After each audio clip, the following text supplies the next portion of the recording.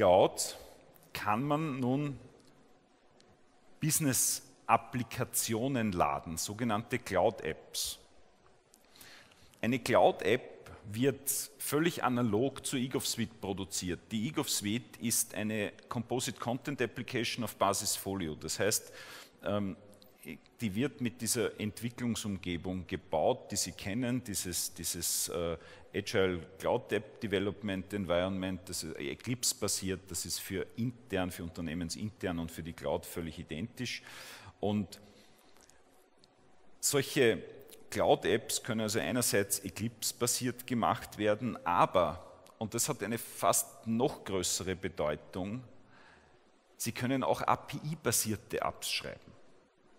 Und Sie können auch API-basierte Apps auf einem Ricoh-Multifunktionsdrucker schreiben.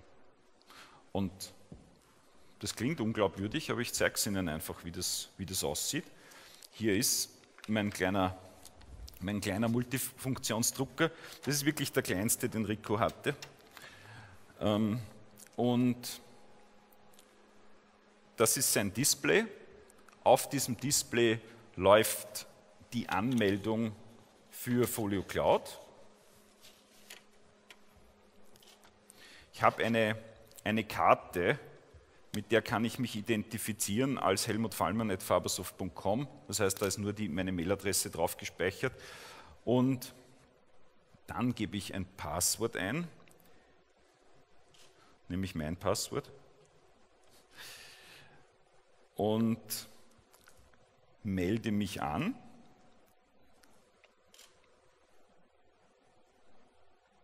Genau. Und habe einen Papierstapel, den scanne ich jetzt in die Cloud, und zwar im ADF-Modus.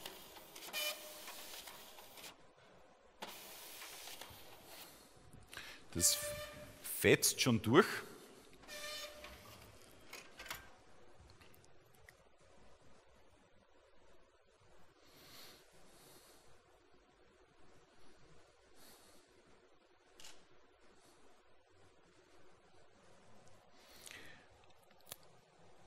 Ich habe hier einen Teamroom für den Ricoh gemacht und lade dieses jetzt soeben gescannte Dokument in diesen Teamroom hoch.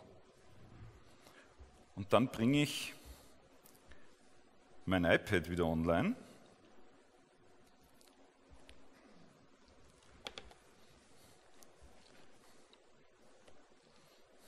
Genau, da haben Sie mein iPad. Melde mich wieder zertifikatsbasiert an, bekomme einen Motoki-Request.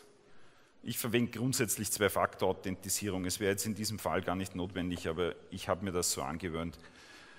Außerdem kann ich Ihnen dann Motoki zeigen und Ihnen ans Herz legen. Das ist nämlich ein großartiges Produkt. Das ist die einfachste Form der Zwei-Faktor-Authentisierung, die ich kenne. Bekomme einen Folio Cloud Schreibtisch mit den Teamrooms. Hier ist der Ricoh Teamroom und im Ricoh Teamroom liegt dieses Dokument. Das ist die Frau Schneider, die eine Coverstory gerade gemacht hat mit der Oberösterreicherin. Das ist ein großartiges Magazin, das monatlich erscheint. Und in diesem Fall ist das eine Coverstory unter dem Titel Ein Flirt zwischen Mode und Kunst. Aufgenommen sind diese Bilder geworden im Lentus Kunstmuseum.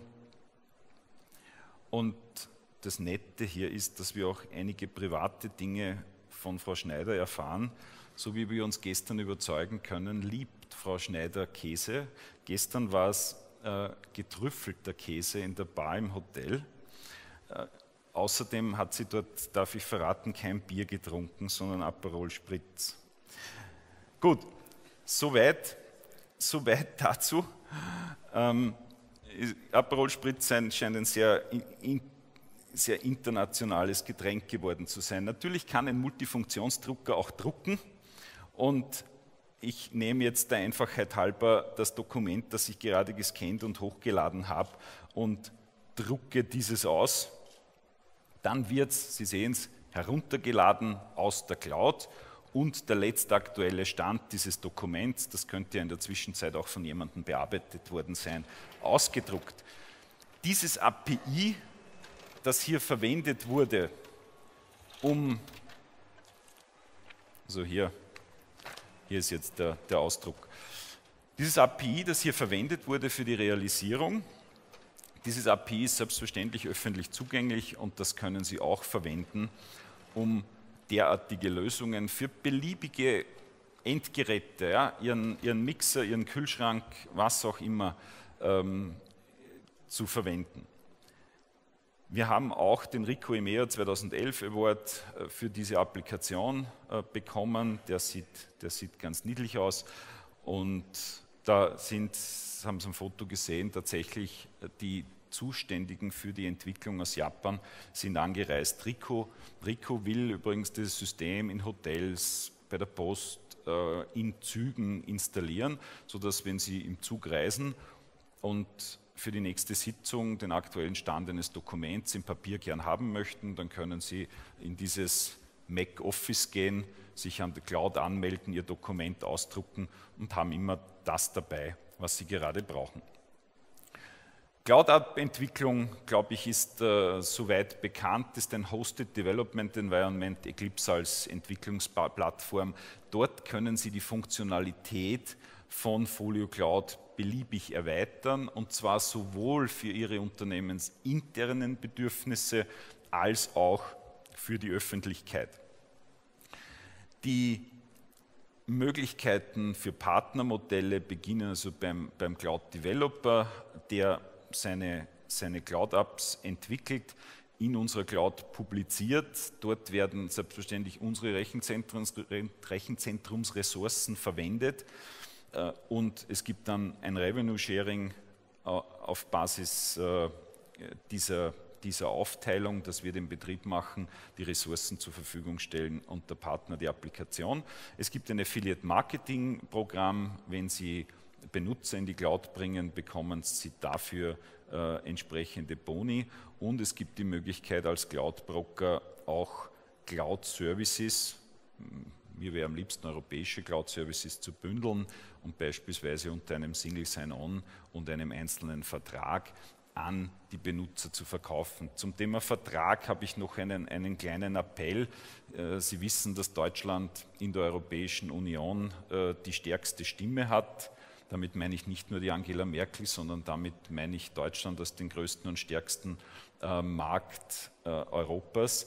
Und was wir uns wünschen in Ihrem Sinne ist, dass es für europäische Cloud-Services einen Vertrag gibt, den die EU vorgibt, sodass alle User auch dort agil sein können, indem sie diesen Vertrag gar nicht mehr prüfen müssen, weil der Vertrag von der EU kommt. Ja, es macht keinen Sinn, wenn Sie einen Cloud-Service sich zwar in 3 Minuten anmelden können, aber für das Studium und die Expertise zum Vertrag brauchen Sie ein externes Rechtsanwaltsbüro und das kostet enorm viel Zeit und Geld. Am besten wäre es, wenn wir es schaffen, und Nelly Groß hat dazu eigentlich eine durchaus inspirierende und vielversprechende Keynote gehalten, auch in Davos, wenn wir es schaffen würden, hier ein gemeinsames Vertragswerk für alle europäischen Cloud-Services zu haben. Auch das wäre wiederum ein Wettbewerbsvorteil. Auch das würde uns näher bringen zu einem homogenen Markt. Und der homogene Markt ist das, was wir brauchen. Denn die Geschwindigkeit der Amerikaner kommt aus diesem homogenen amerikanischen riesengroßen Markt, und unsere europäische Langsamkeit kommt aus der Zerklüftetheit, der Sprachenvielfalt, der rechtlichen Vielfalt, der Vielfalt der Jahresabschlussgesetzgebungen und so weiter in Europa. Und das müssen wir sukzessive auf ein einheitliches Niveau bringen. Wenn Sie sich zum Thema Cloud Computing auf der Entwicklerseite informieren wollen, die nächste Cloud Developer Konferenz ist 20. bis 22. Juni 2012 und anlässlich der Sonnenwend-Feier am 21. Juni gibt es das erste Public Viewing zur Europameisterschaft bei uns. Wir wünschen uns natürlich, dass Deutschland dort spielt, weil da haben wir immer den größten Spaß. Und und sind herzlich eingeladen. Wir haben also ein Viertelfinale bei uns als Public Viewing, die 2 Halbfinalspiele und auch das Finalspiel gibt es bei uns auf der Dachterrasse oder wenn es regnet, auch in der Fabersoft. Dazu gibt es köstliches, ich werde dafür sorgen, bayerisches Bier. Bin ein großer Wein-, Stefan- und Paulaner-Fan und auch natürlich einige österreichische, italienische, europäische Weine.